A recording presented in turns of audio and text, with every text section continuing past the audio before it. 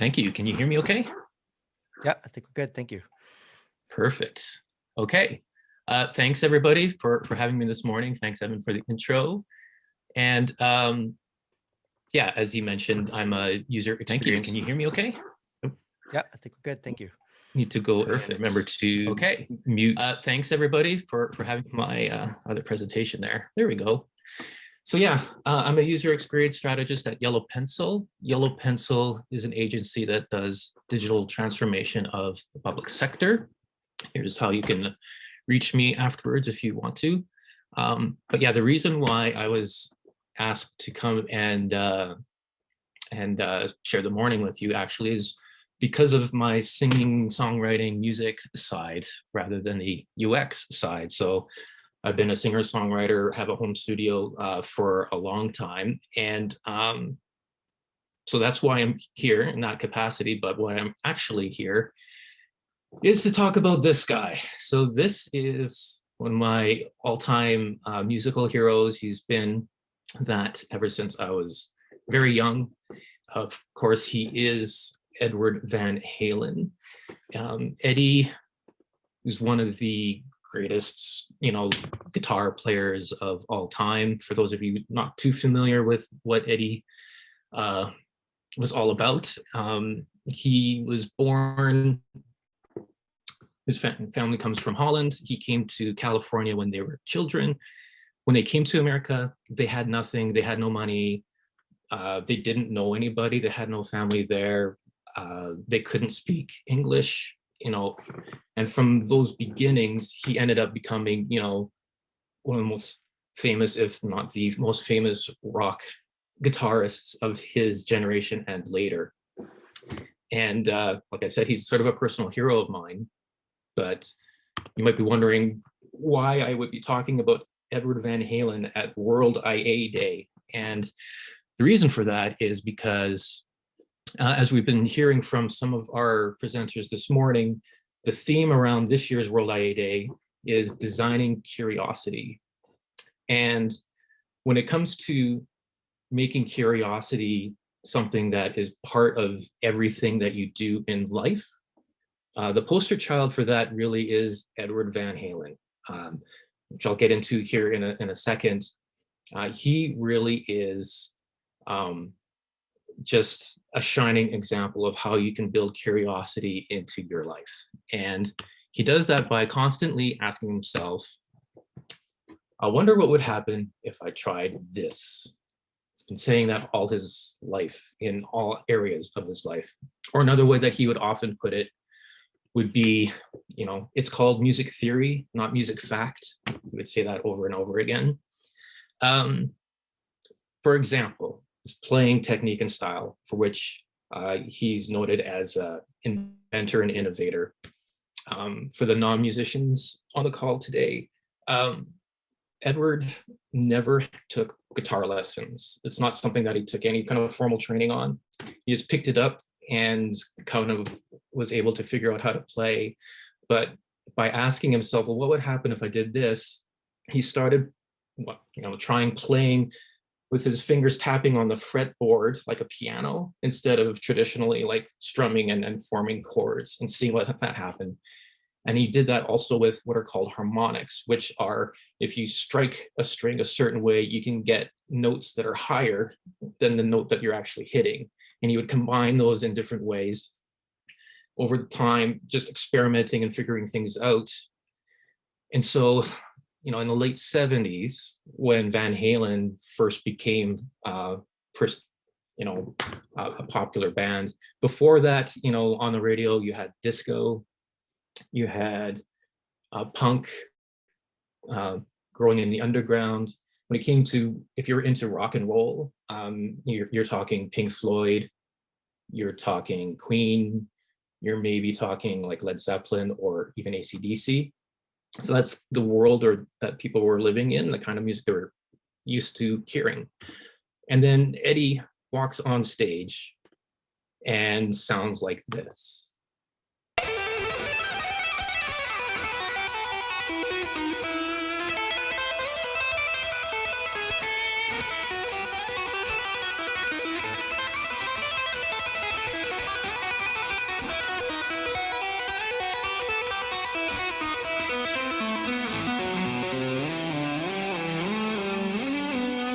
So like people's minds were blown because this came out of nowhere, but it became out of his curiosity for guitar.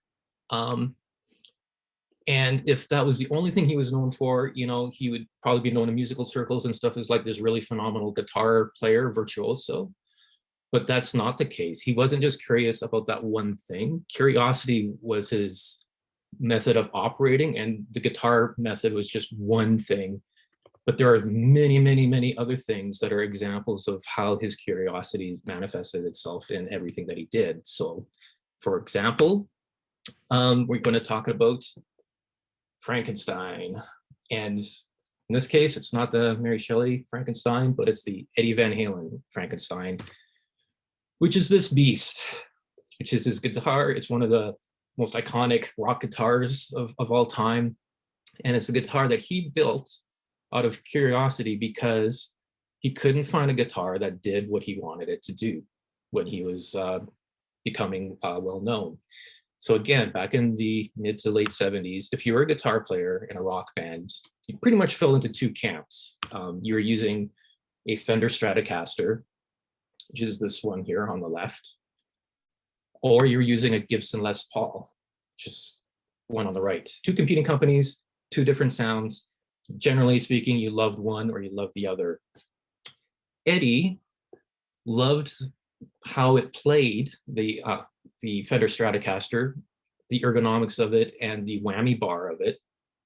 But he liked the sound of a Gibson Les Paul because of the pickups, which are these blocks right here, which are essentially like the microphones of a guitar that are screwed right into the body. These ones, which are called humbuckers, have a much meatier, you know, raw kind of tone to them than the thin, bright ones on a Stratocaster. It's like, can't someone make me a guitar that sounds like a Les Paul, but it plays like a Fender? No one did. So then he thought, well, what would happen if I just did this myself? I'm just going to get a Fender Stratocaster. I'll rip those pickups out of it. I'll tear a pickup out of the Les Paul and I'll drill it into the Stratocaster. And that's how he started with his Frankenstein, which fans now call the Frankenstrat. And if you take a close look at this thing, it is amazing. Like this thing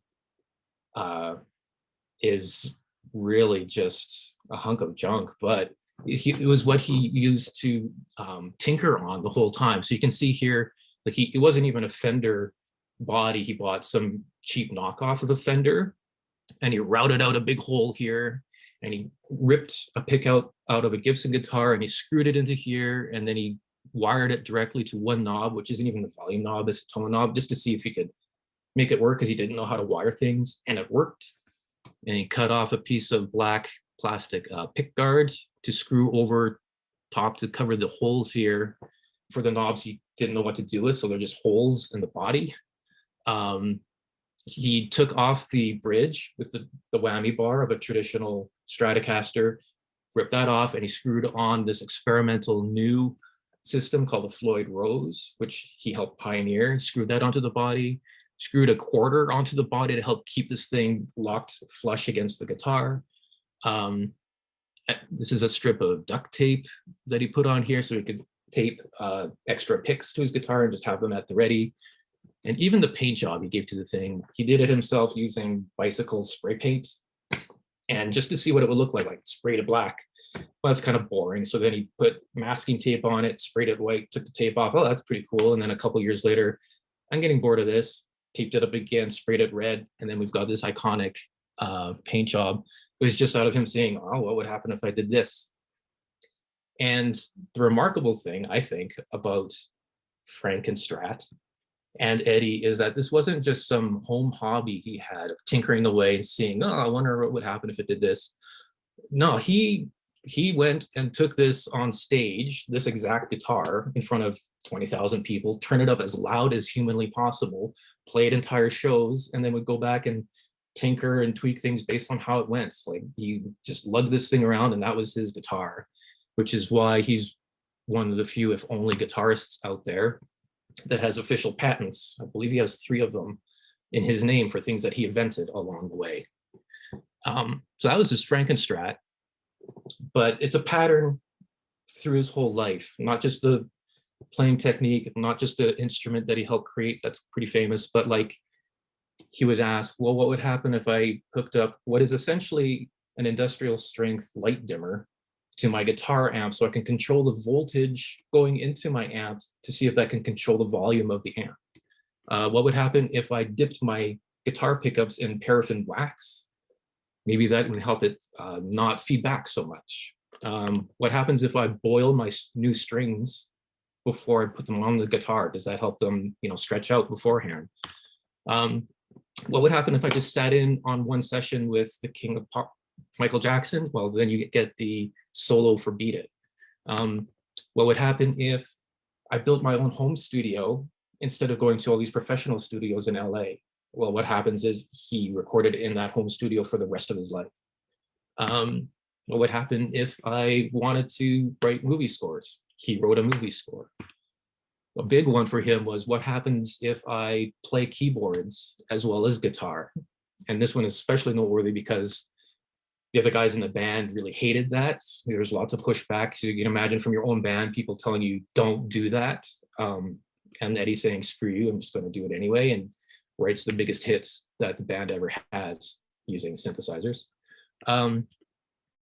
What would happen if I partnered with a professional, guitar manufacturer and amp manufacturer, so guitars I design can be sold and shared with other people instead of just my one guitar? What would happen with that?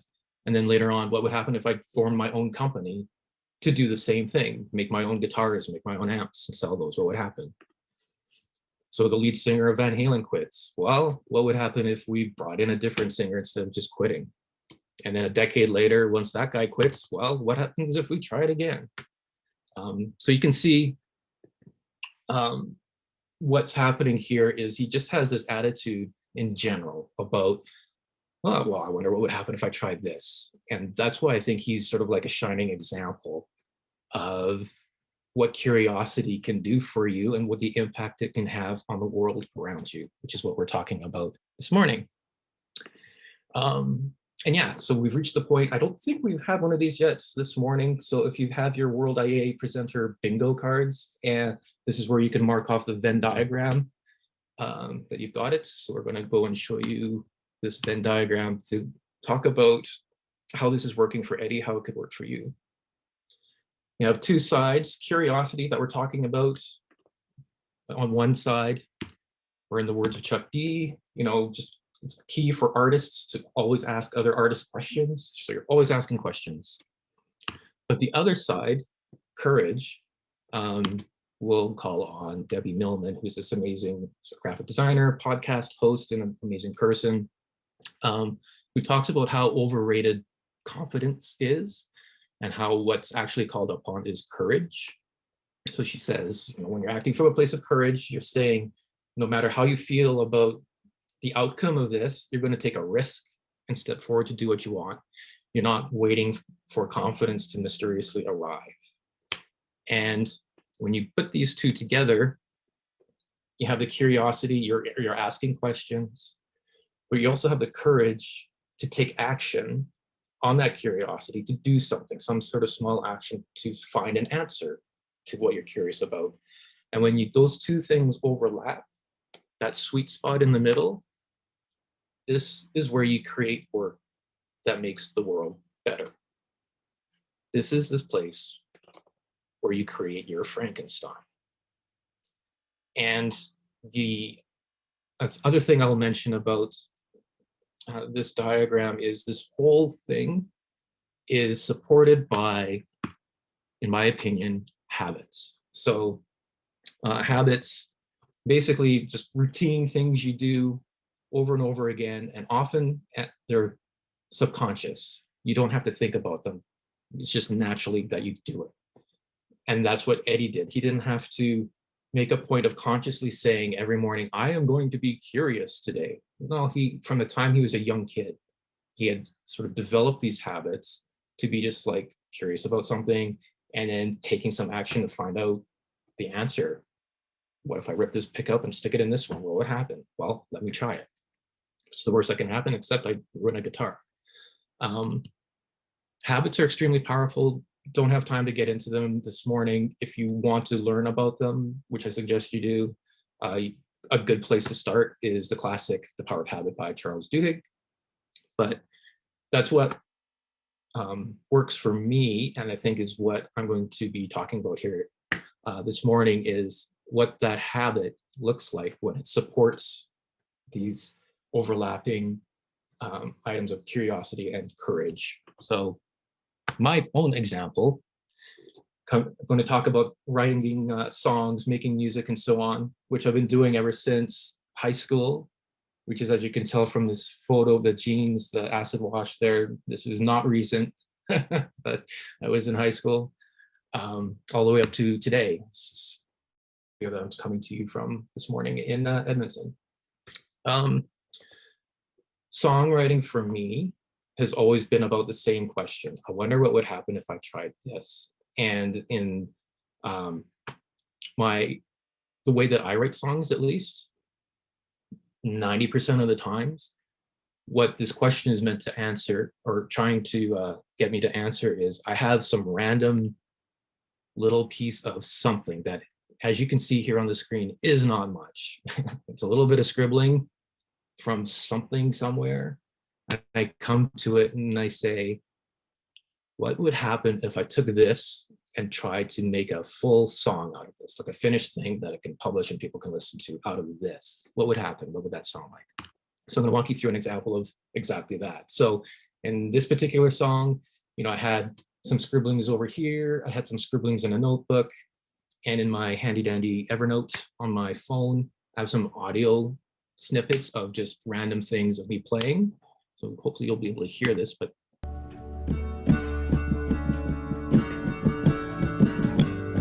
this is one example, which again is almost nothing, but it's an idea. And here's another one that I found in my Evernote.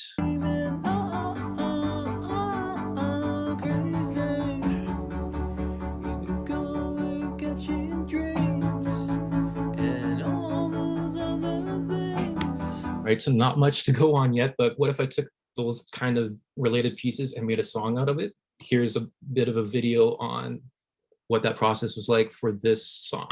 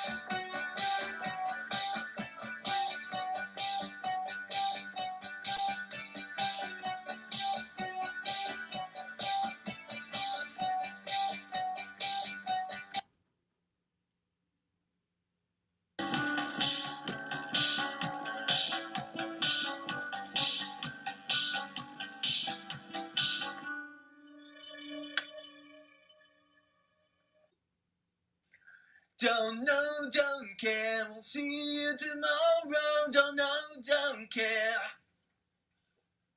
Don't know, don't care, don't see you tomorrow. Don't know, don't care. So after spending some time with those, adding those layers and seeing what they sound like and stuff, the answer is, I have a song that's finished and I can share it. It sounds like this. Don't know, don't care, see you tomorrow. Don't know, don't care. Don't know, don't care, see you tomorrow. Don't know, don't care. Great. So that's an example of writing a song to find out like what this thing is going to sound like if I finished it. Some other examples of where curiosity just comes out of songwriting is if I'm writing a song that happens to be about COVID, what would happen if I just emailed a bunch of friends and musicians that I know to record themselves singing and email it to me, so that even though I'm stuck at home by myself, I can add them all together and maybe it'll sound like a backing chorus or something that I could put on the song. It sounds like this.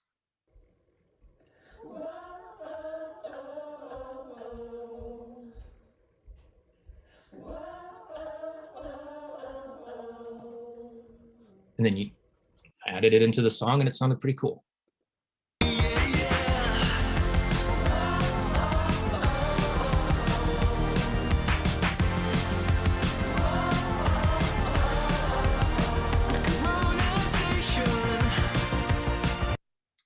A couple other examples. What would happen if I recorded my vocals without headphones, but playing the music on speakers, exactly like you're not supposed to do?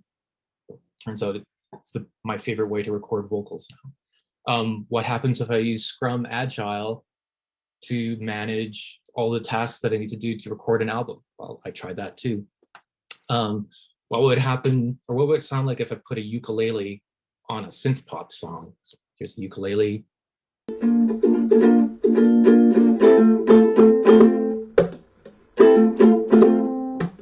And sounded pretty good when I tried it.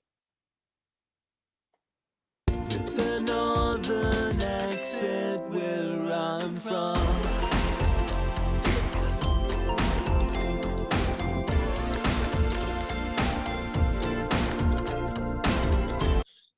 Great. So all of this, I hope this is interesting. I hope it's kind of fun, but I'm sure some of you are wondering, well, why are you sharing this during a World IA Day talk? If you're maybe not a songwriter or not a musician, what does this have to do with me? And I guess my point is that curiosity as a habit does not live in one part of your life and not the other. Curiosity is something that is foundational, and it affects everything you do, whether your day job or hobby or whatever is singing or not. So it's applicable to everybody. So I would say habit is a curiosity, is accessible to all. Doesn't care if you're working on a sitemap, writing a song, or planning a vacation with your kids. It's just a fundamental approach to life that supports everything you do. And that includes you. And on that note, here's a case in point on that before we get to the next point. The whole idea of my latest album and even the title of it came from a moment that happened in my day job where I'm working in a digital agency and we're working on a project for a client. And, you know, it's one of those sort of tense project management kind of meetings. And my friend Dennis, who's in the meeting, says, well, I wonder if we've reached an escalation point here. And my brain goes to, escalation point. I like that. What would happen if I made an entire album of songs that were about the escalation points of my life in the last year? That might be good. What would happen if I tried that? And the answer, of course, is that's exactly what I did, was make an album called Escalation Point. So, you know, curiosity doesn't just hide in one place or another, it's everywhere. And the most interesting things can happen when what you're curious about in one area manifests itself in another area of your life. So before we wrap up, I have an exercise for everybody. So this is the, everybody put your hands in the air part of this talk. We'll need you to use the discussion portion of your screens. We're going to talk about tiny habits you can start today that will help you ask the question, what happens if I try this? Here are a couple of freebie ones from my own life that we can use as examples. So one example is I always have my desktop browsers open with the inspector open by default. So when I'm browsing the web, I'm going around, I always have the inspector open.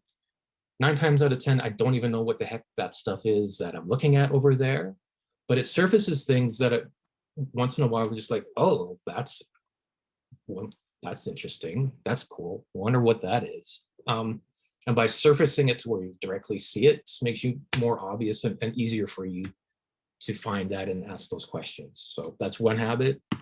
And the other one is, always carrying a notebook with me wherever I go. Been doing this for a long time. It's similar to the habit that Stephen King talks about in his memoir on writing, where he always brings a book with him to read, no matter where he goes. That's a habit he has, because you can always find 5 minutes in a lineup or something and he's constantly reading. I do this with a notebook, and this way, like, I'm not constantly writing in it, but it's always there for when something happens, like escalation point, that I can go in and put something into it. So that's always there with me. So that's another habit that I have. So right now, I'd like all of you to take out your notebooks or a piece of paper or sticky notes, because this is World IA Day, so I know you've got sticky notes. Take 60 seconds. We're going to brainstorm, write down at least 3 little actions you can think of that might help you make curiosity a habit. Okay, Marcus, set, go. Yeah, awesome so far, Christopher. As people are starting to do their sticky notes, there's a question that popped up, and you can kind of keep this in the back of your brain for now. It's from Joel. Great question. How do you break through the noise of everything else as you try to be both curious and inventive? So maybe Great. think about that, and then Great question.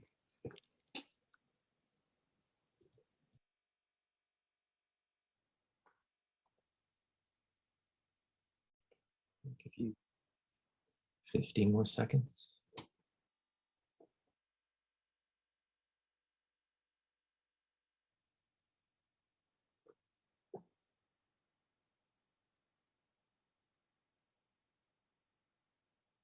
Okay, everybody have at least 3, hopefully.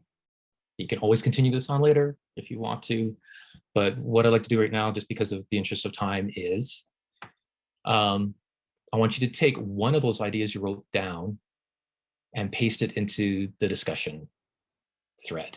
So go ahead and just pick one of them and type it in and share it in chat.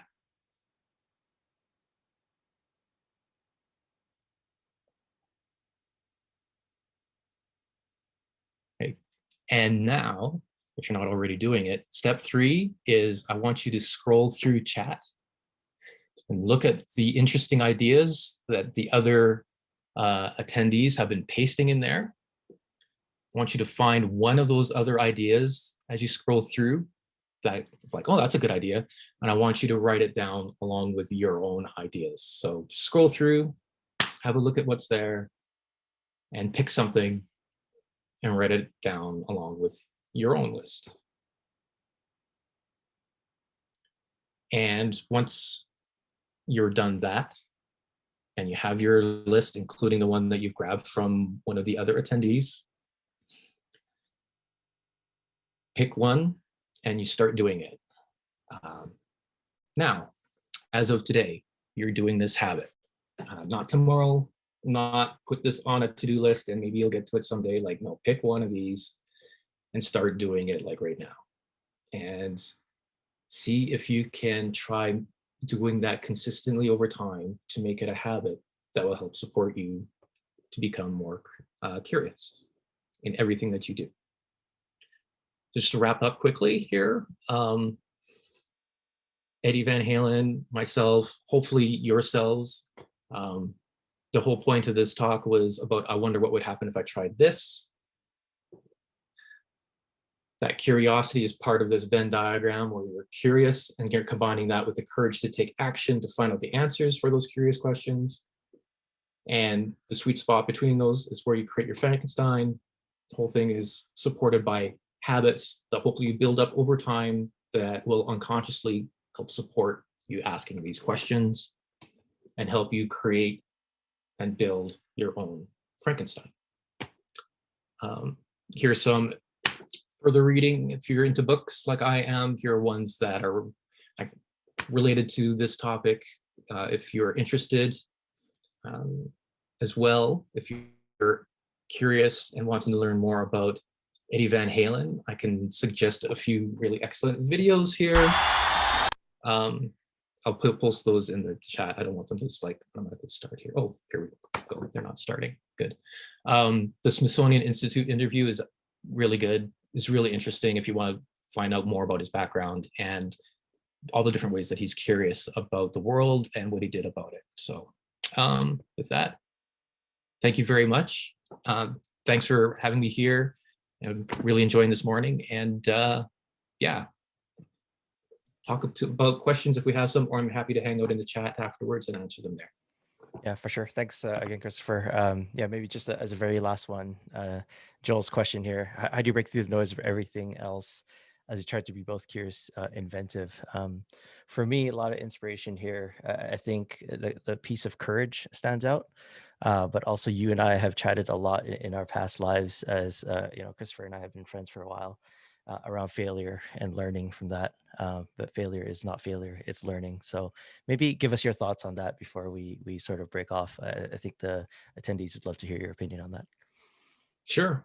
I guess what I would say to that is, in terms of noise or just the amount of stuff that's out there, one thing that's helpful and one thing that all of us need to get better at is listening to the intuitive voice inside of us, in terms of what we're actually interested in, what we're actually curious about. Eddie Van Halen wasn't curious about politics or like everything in the world, but the things that he was passionate or interested in or found fun and enjoyable and playing, like guitar, that's where his natural curiosity kicked into gear. He was naturally curious, but it was about those things that he was naturally interested in, found fun, found that it sort of filled his bucket. And that's a way of focusing what you're curious about. And that focus can help you tune out the noise of everything else in the world about stuff. Is listen to your own inner voice about what it is that you're excited about. If something catches you, there's usually a reason for that, like the escalation point phrase. So that's what I would probably say to that. Awesome. Thanks again, Chris. So yes, you can visit, you can find Christopher online, also at topher.ca. And Andrew, I will pass it over back to you now.